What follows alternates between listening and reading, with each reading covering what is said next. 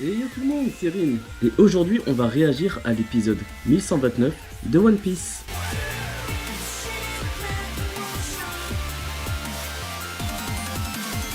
Dans l'épisode précédent, Sanji trouve Bonnie grâce à son radar à femme et la protège des attaques de la marine. Tandis que Zoro continue d'affronter Lucci, Luffy assène un coup critique à Kizaru. En parallèle, le doyen Saint G. Garcia Saturne débarque sur l'île en étant invoqué comme un démon, mais lorsque Bonnie le voit, elle s'empresse de le poignarder avec colère. Bref, on va sans plus tarder passer à la vidéo réaction pour voir ce que nous réserve Saint G. Garcia Saturne.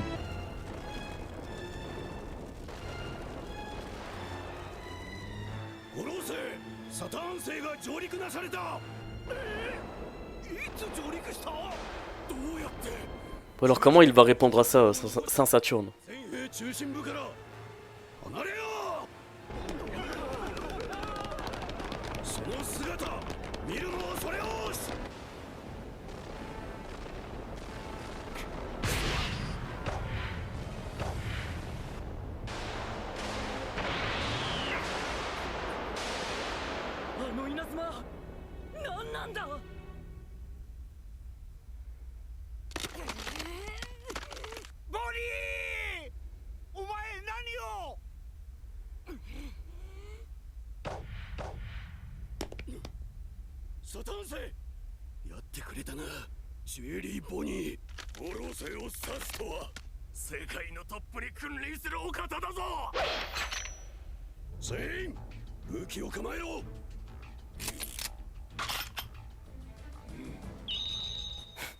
Qu'est-ce qu'il faut avec une lame plantée dans sa tête?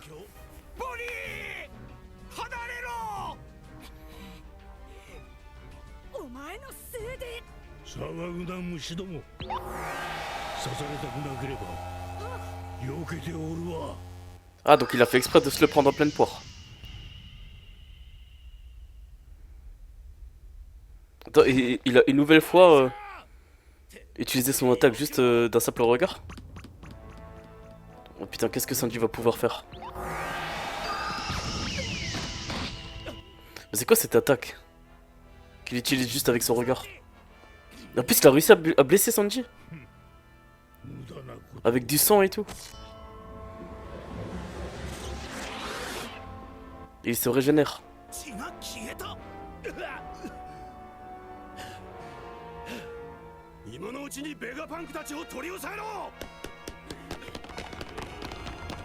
Putain, mais c'est quoi ce pouvoir qu'il a?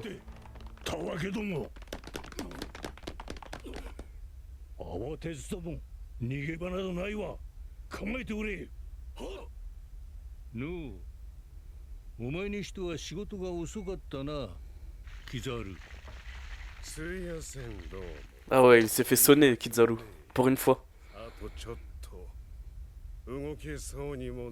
Ah carrément. Il a bien amoché Luffy. Mais tu es Luffy?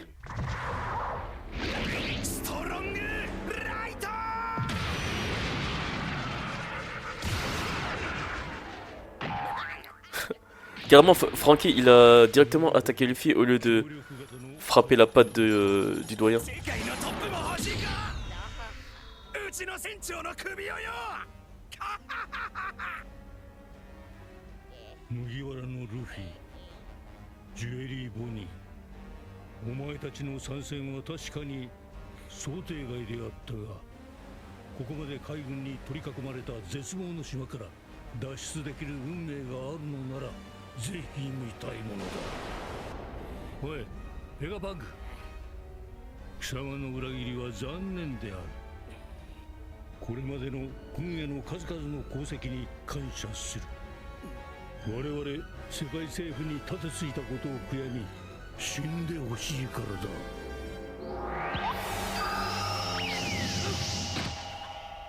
Mais il utilise que cette attaque là.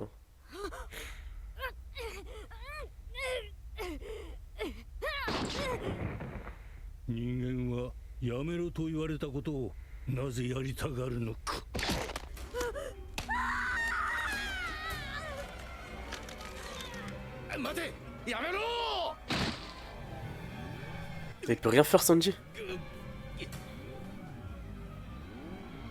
なんか変だ。おい、誰か動けねえか。いや、それが無理なんだ。何かに抑えられてんだ。そうなってんだ。俺の力でも動け。 Et donc il utilise des attaques qui ne sont pas visibles à l'œil nu. 悪魔の実の力。まずい、ボニー。お前が父を殺したんだ。サタン。クマか。あいつは生まれながらに奴隷階級。かつて世界に対して大罪を犯した一族の末裔。Ouais, il vient de quel peuple, Kuma? バッカニア族の生き残り。 Ah, des Buccaneers. C'est quoi ce type de peuple là? ボニー。 Ça veut dire que Bonnie en serait une aussi? 子供の頃から自由になれず苦しんでいる人たちを救えるヒーローになりたかった。解放の戦士ニカのように。全員頭をよく狙え。どんどっとっとどんどっ Toi, j'aime beaucoup la DA. どんどっとっとどんどっとっと Ça fait un peu comme les dessins pour enfants. Quand on leur raconte une histoire. どんどっとっとどんどっとっとどんどっとっとどんどっとっと C'est trop mignon. どんどっと私のことも自由にしてくれるの？もちろんだ。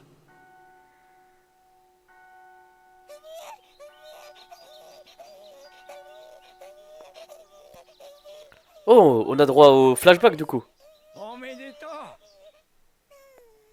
う。 On a le flashback de Kuma? いや、よく生まれてきたね。ありがとう、ク Oh, ce sont les parents de Kuma? あの、 La petite bouille. 先生。血液の件だな。安心しなさい。決して漏らさないから。感謝します。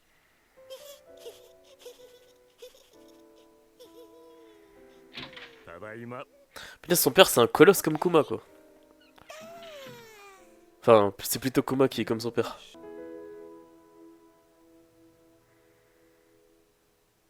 Oh, on a de nouvelles eye catch.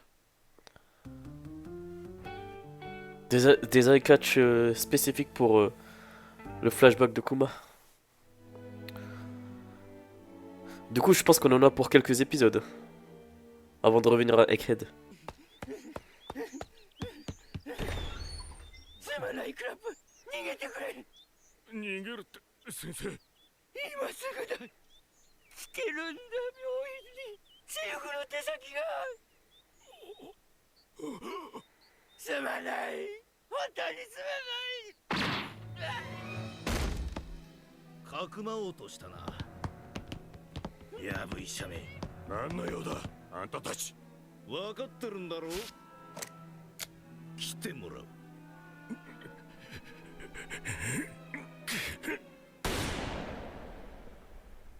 手こずらせやがって。待て。バッカニア族の血筋は私だ。妻は違う。子供は見逃してくれ。 C'est parce que c'est un buccaneer qui ils veulent le capturer? 家族だけは見逃してください。 Qu'est-ce qu'ils ont comme spécialité les buccaneers?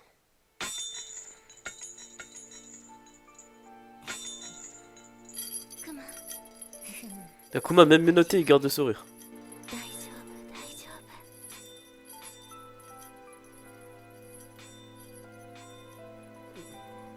夫。 Là, la différence de taille entre ses parents sont énormes. Elle est énorme. Alors que quand on avait vu au début, ils avaient pas l'air si différents que ça. できるのよ。どんなに辛くても。お母さん。 Oh non, il reverra plus sa mère là? Oh mince, Finesse, il sépare toute la famille. しっかりな。クマ。 Et Kuma, il est déjà laissé à son compte. À son jeune âge. 見ろ、この年でこの力。バッカニア族の奴隷だい。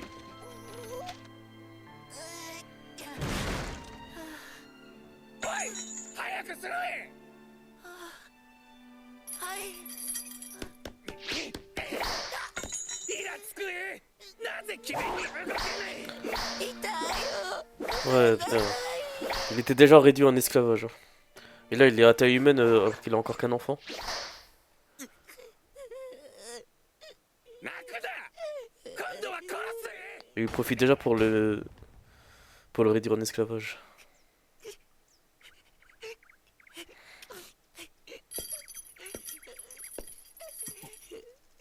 よ、クマ。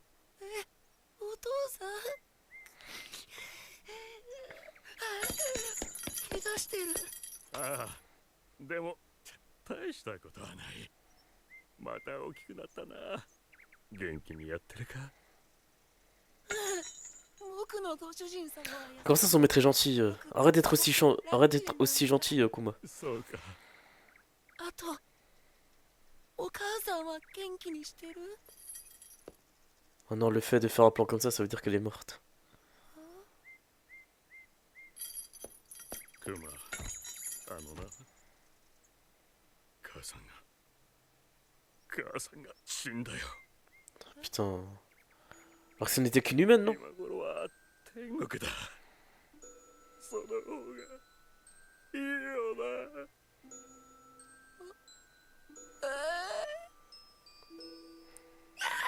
En plus, il lui dit ça comme ça sans peser ses mots. なあ、クマ。お前は強い。耐えて生き延びろ。なんで？僕ももう死んだ方が。解放の戦士が現れる。お前を助けにやってくる。誰？太陽の神ニカ。私たちバッカニアの家系に代々伝わる伝説の戦士の名だ。彼がいつかお前を自由な海へ。 Ah, donc c'est Luffy qui est censé être leur sauveur. 連れ出してくれる。 Et en plus, là, le père de Kuma, il a perdu un œil.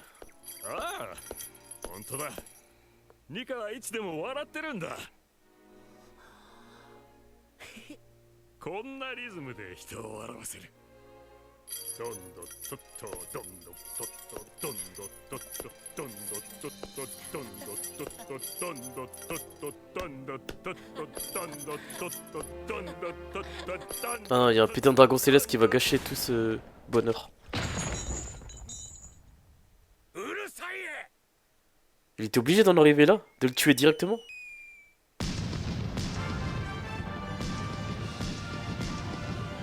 お待たせいたしました。3年に一度の売り試し。先住民一層大会。 Il a 38 ans. Comment il devait avoir 9 ans? Oh! On va pouvoir avoir les infos sur God Valley. 恥知らずにも神の谷と名付けられたこの土地には豊富な資源が確認されております。ここで恒例の人間狩りを執り行い、この島を世界政府が所有することになります。勝手な真似を。ゲームで国民を殺す気か。正気じゃない。ここは我々の国だ。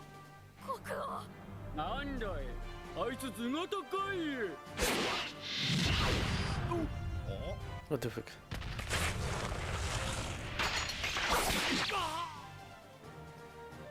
Ah, mais sans sommation. ガーリング星お手つきです。なんと先住民の王を討ち取ってしまいました。優勝候補ガーリング星はマイナス1万点からのスタート。 Ah, mais c'est Garling Figarland. Oui, c'est le chevalier divin qui a tué Sam Yosgard, Don Quixote.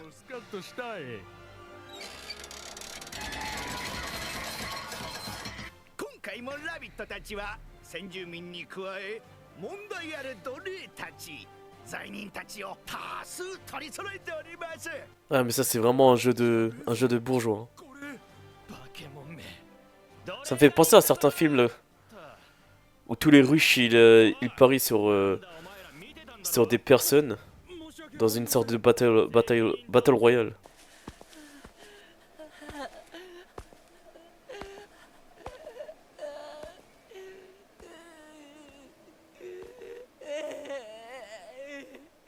En plus, tous les habitants, ils sont inoffensifs, même les esclaves. C'est vraiment pas équitable.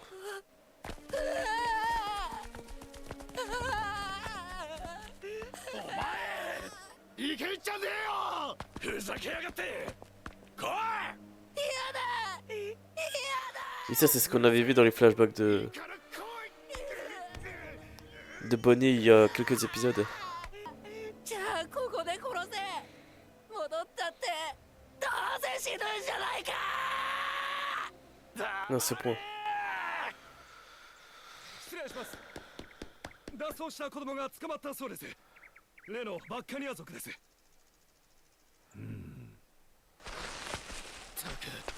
勝手に逃げ出しやがって10人組で連帯責任なんだお前が逃げたら俺たち全員殺されんだよ Non, mais c'est Ivankov. お前か今回の目玉 C'est comme ça qu'elle a connu Kuma. なるほど Ils se connaissent depuis tout petit, du coup. 巨人族の血を引いてんだってな Ah, c'est pour ça. C'est parce que les Buccaneers, ils ont du sang de géant qu'ils veulent les réduire en esclavage. うちの兄貴もでけえだろ顔だけはなじゃねえよバカどいつもこいつもしみったれた面しやがってお前ら生きてて楽しいか Qu'est-ce qu'ils foutent ici? クソガキあんたらさ死にたいの生きたいのそんなもん決まってんだろでもどうすんだよ奇跡起こすんだようちらについてくれやとっておきの作戦 Ah, mais ils sont aussi esclaves. 俺は生きるぜお前らどうする Mais comment ils peuvent avoir autant le sourire et autant la joie de vivre alors qu'ils étaient esclaves? Et voilà que se conclut l'épisode 1129 de One Piece. Bon, comme on pouvait s'y attendre, Saturne a fait exprès de se prendre l'attaque de Bonnie en pleine poire et l'attaque du regard comme il a fait contre le soldat de la marine. Et on a aussi pu apercevoir qu'il a une capacité de régénération parce que du coup, la blessure que lui a infligée Bonnie disparaît complètement. Donc je me demande quelle sorte de pouvoir il a parce que déjà, il attaque du regard tous ses adversaires comme si c'était de misérables insectes sans lever le petit doigt. Et en plus de ça, il est quasiment invulnérable vu que les blessures infligées ne lui font rien du tout. Et en plus de ça, il impose une sorte de voile contre ses adversaires, leur empêchant de faire le moindre mouvement. J'ai l'impression que tout ce qu'il fait pour l'instant, c'est utiliser des sortes d'attaques qui sont invisibles à l'œil nu, en utilisant, je sais pas, une sorte de matière contre ses adversaires. Mais pour l'instant, on n'en sait pas plus sur ses pouvoirs. Quant à Kizaru, il est complètement sonné. Comme on peut le voir, il a dit qu'il ne pouvait plus du tout bouger, donc l'attaque que lui a infligée Luffy a vraiment de gros effets sur lui. Donc pour l'instant il est hors course et le principal problème ici c'est Saint-Saturne. Mais Luffy également est hors course, on a Zoro qui est contre Lucci, donc vraiment qu'est-ce qu'on va pouvoir faire contre Saint-Saturne? Là la situation est critique. Et dans cette phrase, Saint-Saturne ici nous apprend l'origine de Kuma, qui est un Buccaneers. Et on apprend par la suite qu'un Buccaneer c'est quelqu'un qui aurait du sang de géant en eux. Donc Kuma est un descendant d'un Buccaneer, il tient ça de son père. Apparemment sa mère est humaine. Et donc comme on a pu l'observer depuis le début de One Piece, le gouvernement mondial ont cherché à rallier les géants d'Elbaf sous leur autorité. Et du coup je pense que c'est pour ça que les Buccaneers étaient aussi un article entre guillemets qu'ils voulaient tellement parce qu'ils ont du sang de géant en eux. Et ils auraient pu être vraiment utiles en tant qu'esclaves. Et ensuite, malheureusement, Kuma a fini par perdre ses parents très jeunes, qui ont été tués par les dragons célestes, encore de leur faute. Et on arrive enfin aux événements de God Valley. Je ne pensais pas que Kuma aurait un rôle à jouer dans cet arc, dans cet incident de God Valley, là où a lieu le combat entre Roger, Garp et l'équipage des Rocks, mais également du coup les Chevaliers Divins. Et de ce qu'on avait entendu, c'est que Garp et Roger ont dû faire alliance pour protéger les dragons célestes. Donc là on voit que les dragons célestes font une compétition de chasse à l'autochtone une fois tous les 3 ans. Donc c'est-à-dire que ce sont les dragons célestes qui ont foutu le bordel sur cette île de God Valley. Et du coup ils ont dû protéger les dragons célestes. Et ça veut dire que il y aura l'équipage des Rocks qui vont également foutre le bordel contre les dragons célestes. Même si ce sont des renégats, ils font ce qu'il faut faire contre les dragons célestes qui usent de leur autorité sans vergogne. Et comme je l'ai évoqué durant le react, c'est vraiment un jeu de riches, de voir la plèbe en gros s'entretuer entre eux. Mais après là c'est plus une sorte de chasse, c'est-à-dire que tous les riches vont utiliser leurs armes pour tuer des esclaves ou des habitants inoffensifs et sans armes. Alors, par exemple, récemment, un exemple, on a Squid Game, dans lesquels tous les gens participent au jeu pour pouvoir gagner une grosse somme d'argent. Bah, tous les spectateurs, bah, ce sont des riches qui regardent en gros les pauvres s'entretuer entre eux. Et c'est comme un divertissement. Et les riches aiment bien ce genre de divertissement. Et là on voit déjà Garling Figarland, du coup un des chevaliers divins, le premier chevalier divin qui nous a été introduit il y a quelques épisodes dans sa version âgée à l'heure actuelle. Du coup voilà à quoi il ressemblait dans sa jeunesse, entre guillemets le père de Shanks ou un des membres de sa famille. Celui qui va devenir le commandant en chef des chevaliers divins. Là pour l'instant il ne l'était pas encore. Lorsqu'on nous l'avait introduit il était considéré comme un héros ou comme un champion de la chasse aux autochtones de l'incident de God Valley. Donc il aura un gros rôle à jouer également là-dedans. Et enfin, on a Ivankov et Ginny qui débarquent pour sauver Kuma. Ça va être certainement les anges gardiens de Kuma qui vont le retirer de cette vie de merde. Et du coup, la question que je me pose, c'est que ce sont des esclaves, donc ce sont aussi des cibles dans cette île par les dragons célestes. Donc ils vont aussi se faire tuer. Et du coup, je me demande pourquoi ils ont autant la joie de vivre. Qu'est-ce qui fait qu'ils ont autant d'espoir? Et ils ont l'air sûrs d'eux.